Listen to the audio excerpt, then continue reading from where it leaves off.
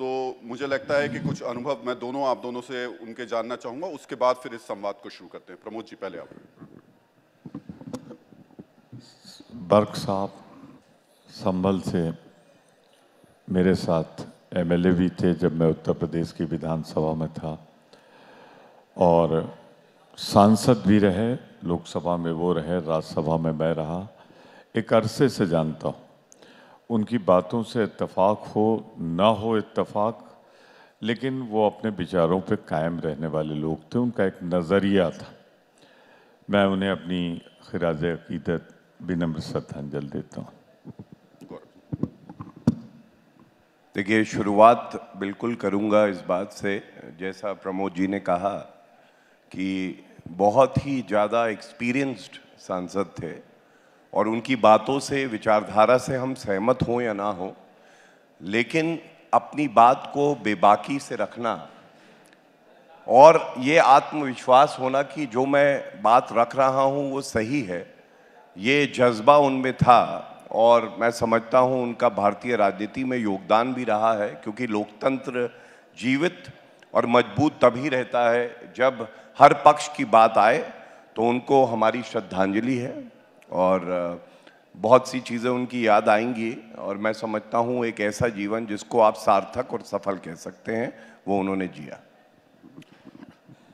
प्रमोद जी, अब संवाद शुरू करते हैं। डॉक्टर बर्क से शुरुआत की, और अब मुझे लगता है कि समाजवादी पार्टी को लेकर के आज हमें ज़रूर चर्चा शुरुआत में करनी चाहिए, और वो इस वजह से क्योंकि इस वक्त राज्यसभा के चुनाव हो रहे हैं और उत्तर प्रदेश में जो देखने को मिल रहा है उसमें समाजवादी पार्टी के विधायक अचानक बीजेपी को वोट करना शुरू कर चुके हैं। ये हो क्या रहा है? कभी कांग्रेस के नेता बीजेपी की तरफ जा रहे हैं, समाजवादी पार्टी के नेता आरएलडी आपके सहयोगी चले जा रहे हैं, ये सब जा क्यों रहे हैं आपसे दूर होकर इनके पास? देखिए, हर किसी को राजनीति में अपनी डगर चुननी होती है, अपना रास्ता चुनना होता है। जिसको जहाँ फायदा नज़र आता है वो चला जाता है। मेरे भी ज़िंदगी में बहुत से ऐसे मौके आए। मेरा तो सन 80 में पहली बार मैं इलेक्ट हुआ था।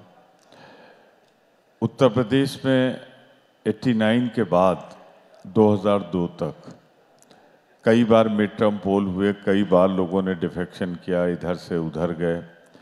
अब जिनका नज़रिया जहाँ था, मैं तो देख रहा हूँ बहुत से लोग हर दल में घूम टहल के फिर कहीं पहुँच गए। मेरा अपना मानना है कि अगर ज़िंदगी सिद्धांतों पे चलानी है, उसूलों पे चलानी है, पार्टी के कमिटमेंट पे चलानी है, तो अपने झंडे और अपने पार्टी के लिए वफादार रहना चाहिए। मैं तो 9 बार एमएलए हुआ, कई बार मुझे मंत्री पद का ऑफर हुआ। एमपी बनने के बाद दूसरी बार, ये मेरा 11वां टर्म है। मुझे बहुत से मौके मिले, पर मैं इत्तेफाक नहीं करता उन लोगों से। तो जो जहाँ जाए, जिस वजह से जाए, ये उसका अपना नज़रिया है। जो जा रहे हैं उनको शुभकामनाएं। मैं आपको कुछ तथ्य बताता हूं, क्योंकि मैं वरिष्ठ अधिवक्ता भी हूं सर्वोच्च न्यायालय में, और एक भी तथ्य अगर गलत हो तो प्रमोद जी बहुत अनुभवी हैं, मेरी बात को तुरंत काट भी सकते हैं। 10 साल में एक भी ऐसा सर्वोच्च न्यायालय का या उच्च न्यायालय का फैसला बता दें जिसमें राजनीतिक द्वेष से कोई मामला रद्द किया गया हो जो विपक्ष पे किया गया। क्या यह सत्य नहीं है? सोनिया गांधी और राहुल गांधी सर्वोच्च न्यायालय गए बेल लेने और मामले को रद्द कराने के लिए। नेशनल हेराल्ड केस में सर्वोच्च न्यायालय ने कोई रिलीफ नहीं दिया। क्या यह सत्य नहीं है? मनीष सिसोदिया 1 साल से जेल में है, उनकी बेल सर्वोच्च न्यायालय और हाईकोर्ट ने नहीं दी। क्या यह सत्य नहीं है? संजय सिंह 4 महीने से जेल में है, बेल नहीं हुई। क्या यह सत्य नहीं है? पार्था चैटर्जी जो टीएमसी से आते हैं, उनकी बेल नहीं हुई, जब हमने गुलाबी गड्डियों का एक पूरा सागर देखा था। और मैं एक बात जरूर कहूंगा, हाँ यह भी फैक्ट है, सीबीआई पिंजरे का तोता है, यह सर्वोच्च न्यायालय ने कहा था। और कब कहा था? जब इनकी सरकार थी। आज वो पिंजरे का तोता एक बाज बन गया है और भ्रष्टाचारियों को काट रहा है। मैं समझता हूं ये देश के लिए बहुत ही शुभ लक्षण है, ऐसा ही होना चाहिए।